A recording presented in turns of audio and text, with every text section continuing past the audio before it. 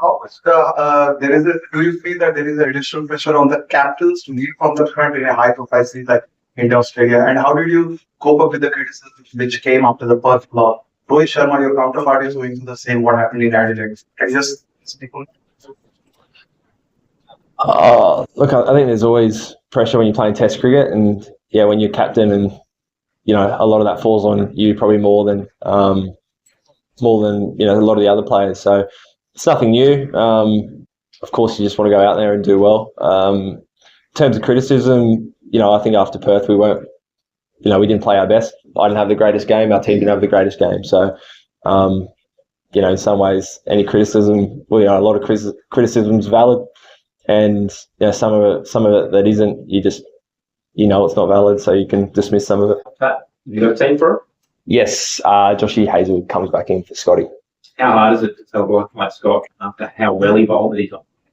Yeah, it's tough. It was fantastic in Adelaide, and he's unfortunately spent quite a bit of time on the bench over the last kind of 18 months, and whenever he plays, he's fantastic. So, shame for Scotty, but still a fair bit to play out this series. So I'd be surprised if he doesn't get another crack at some point. Are you confident Josh can get through? Is he going? Yeah, absolutely. He's had no hiccups. Had a really good bowl yesterday. Had another bowl in Adelaide a couple of days previous. So him and the medical team are super confident. How much is that nursing to swat through this kind of 5-test series? It's going to be really fun here this next 5 days. It's taxing time, so. Yeah, that's right. You pick your best 11, you think, for that week. Obviously, in the background, you're trying to set up as many players to be ready if you need them for the rest of the series. But no, you pick the 11 guys who you think are going to be best for that week. It's going to be hot here. We've all kind of experienced it before, so pretty quiet, short, sharp session today. Go and get in the aircon. But yeah, everyone's pulled up really well after Adelaide. I know you don't care too much about the opposition too much, but do you expect Jasprit to be there and as an opposition, you want them to face the best, don't you? I know your top order probably, he's the best leading indicator of this team in the series at the moment, but that they're all the same. They race that challenge, don't they? And you expect them to line up tomorrow. Yeah, that's right. I mean, I've got no idea. I'd imagine so, but we'll see. Whoever plays, obviously, we will be ready for. The guys always, relish, who they come up against, what the conditions are. Remember going to India and seeing a spinning wicket, and for someone like Smithy, he loves that, that challenge of, when it gets really difficult to battle. And so the batting group's the same. Those conversations, they're always up for it and excited for whatever gets thrown at them. Can you just talk through, I suppose, with Josh, it's obviously a good result getting back this with a break of only one test match, but even the conversations you were having during Perth Test where you were starting to feel sore and you're thinking, manage through this? Yeah, it was later on in that second innings. And, fair to say, probably thought the game was starting to slip away. We still needed probably 6 or 7 wickets and we're about 400 behind. So, we've seen it a few times where Josh has kind of pushed through to get through a test match, and a little bit of soreness turns into a month or two injury. So we kind of made the call then that probably wasn't worth the risk of keeping him bowling. So I think he bowled an extra 2 overs leading to a tea break, and he said it felt okay, and I just kind of thought from there that's enough. How did you the wicket? What are you expecting this year? Good question. I actually haven't. I was meaning to, and I got stuck talking to George and Ron for half an hour. I looked at it yesterday. It looked like a good wicket, like it has, been the last few years. Probably, a bit of sun baking on it the last couple of days. I don't think it's as green and leafy as it was, say, against South Africa. So we'll wait and see tomorrow. Fact, nobody calls us the other tomorrow anymore and all of that. So that's gone, come and gone. Are you like a captain who likes the concept of having a fortress and then defending it, or you don't care about that and it's just a venue that you want to win a test match in? Yeah, it's just a venue, really. We play in dozens and dozens of venues around the world each year. So I think it's always good coming back to a place that's familiar, and as a player, you can look back and look at times where you might have scored runs or bowled well on. I think that really helps, but the scoreboard starts at 0-0. So the venue isn't the be all end all. But speak about being familiar in this venue. How different is the December test here compared to the 2 January tests that you guys have lost in? I think it's always a bit more humid, a little bit hotter in January, maybe a bit more rain about. I'm probably the wrong person to ask. I'm terrible with memories, and they all kind of merge into one. So Joshy Hazelwood always has some theories that January's hotter and sweatier. But honestly, I can't remember being too different. You went very hard on the last day of the test to short pitch bowling against the Indians. Do you think that'll be a key tactic again? Yeah, potentially. It worked out in the Adelaide test. So, yeah, it's always in the kind of back of your mind as a bit of a plan B, or, if it's looking really uncomfortable and likely to take wickets, maybe it becomes a plan A to some of the batters. So, it worked in Adelaide, so I'm sure we'll give it a shot at some point in this test. Just sense that it's coming. Just sense that it's coming. For the tail enders, looked like a wicket was very likely. So you've had a couple of very different performances in those first 2 tests. After a chance of analysing that, what do you put it down to? I think a couple of key moments can really compound and make the game look, further apart than perhaps they were. We spoke about that after the Perth Test match.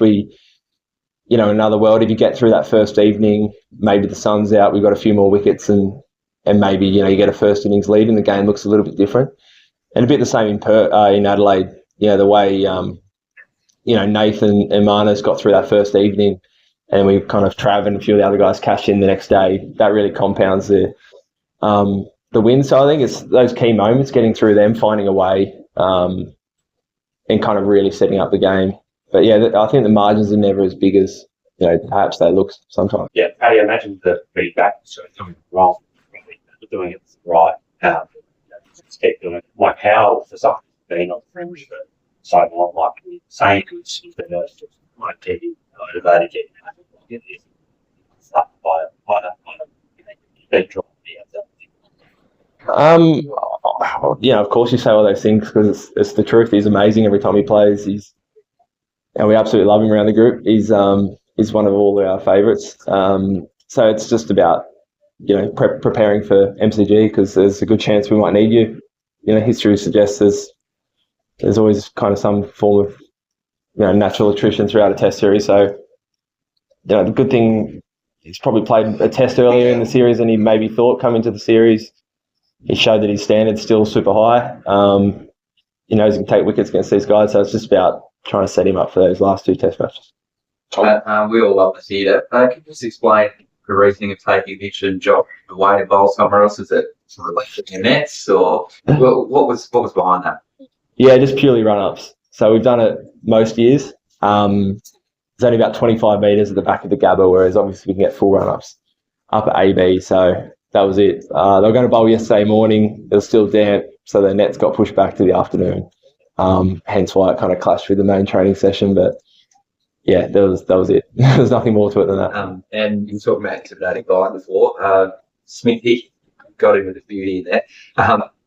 Surely. Oh, and then it's yeah. He's all right. You're backing him to perform. I know his record's huge. And does it feel like it's about the coming for him? Yeah, I mean it does. If you look at his record, stats would suggest it's not far around the corner. And I think in particular this year he's looking fantastic in the nets. Just looking really sharp, looking like he's got plenty of time, doing all the right things like he always does. So yeah, he got caught down the leg side last game. I don't think he can look into that too much. So I'm sure a big score's just around the corner. But he's been fantastic the last couple of games. Obviously a big leader around the group, and he's been awesome. So really, hoping he gets a few this week. Yeah. You're asked about the Australia Dockers together. It's quite as a player in the modern game, and you do play at 17. So, is there a sense of pride in trying to maintain something like that for Australian cricket, or is it just not? I think there's definitely pride in winning in Australia. These are our home conditions. These are the conditions we grew up playing with. So there's definitely that. You want to. I think the hardest thing in cricket nowadays is winning Test series away from home. So to make that World Test Championship, you kind of got to win everything at home and try and pick up some wins overseas where you can.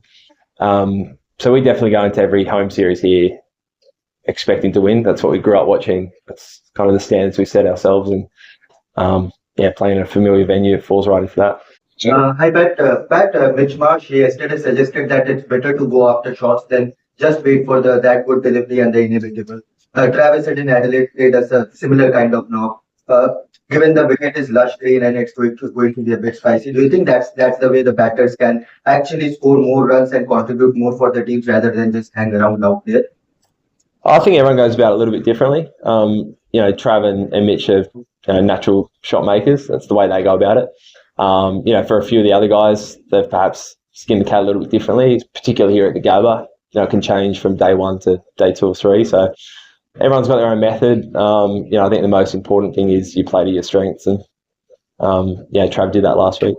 Home test Phil was in Croatia, but he's missed out a little bit recently. What do you make of where his game is at, particularly you said this week, to get through to next year's Ashes? What do you make of where his game's going? Yeah, look, I think similar to Smithy in some ways. He's looking fantastic in the nets. I thought, last week in Adelaide he looked really sharp. Again, he did a lot of that hard work on that first night. It was tricky, brand new ball under lights, fresh bowlers. So, obviously, like most of the guys, you'd be wanting to score a few more runs, but I think he's looking really good. Had a good lead into this series, and he loves batting at the Gabba. He knows it really well. Hopefully score some runs. Just a bigger picture question. The last couple of tests, obviously, haven't gone 5 days. It feels like very few do in Australia now. It's like you almost prepare for in some ways. It's rare that there's going to be the workload of 5 days of test cricket. And does it also bring about the debate again whether test should maybe just be scheduled for 4 days? And I wonder what you stand on it. I think you always go into a test imagining it's 5 days. It is funny. Definitely the wickets have been a bit juicier the last few years. They've been played at a faster pace. So I think you always go into a test match thinking it's going to go 5 days, but the most important thing is if it does speed up, just making sure you're not, you can adapt quickly. In terms of length of game, don't know, it doesn't really bother me. I always quite like 5 days. It would allow more. I know you guys talk a lot about more for 3 test series rather than 2, but did it allow for 3 test series rather than 2? Would that be a worthwhile trade-off, do you think? No, to 4 days? Honestly, I don't know. I haven't really thought about it. I think it's a pretty good format at the moment. Just one about there's obviously coming to the series, it's like, everyone's in the team, or everyone in the team but one is over 30, aging team kind of fine. Is it a bit more nuanced to that though, in that, you've got guys like yourself, Trav, Marnus, who are basically just 30, have a lot longer to go than someone who's 35, 30, 37. Do you think that the age profile of the team will mean that it'll sort of transition smoothly rather than everyone going at once? Look, I hope so. I think players play for longer than they probably did, 15, 20 years ago as well. Fast bowlers can get into the mid to high 30s perhaps. Starkey's bowler's fast he ever has. He's mid 30s. We're big on picking who we think the best 11 players are. And, you've got Aussie A, you've got state systems to try and make sure the next crop are coming through and they're going to be really well prepared. Even, white ball cricket gives some opportunities to some younger guys who, maybe are on the fringe of the test side as well. I don't think we'll get mass change overnight. I think it will be, spread out over a couple of years. And, nowadays there aren't really any series where you can afford to kind of just blood players for the sake of it.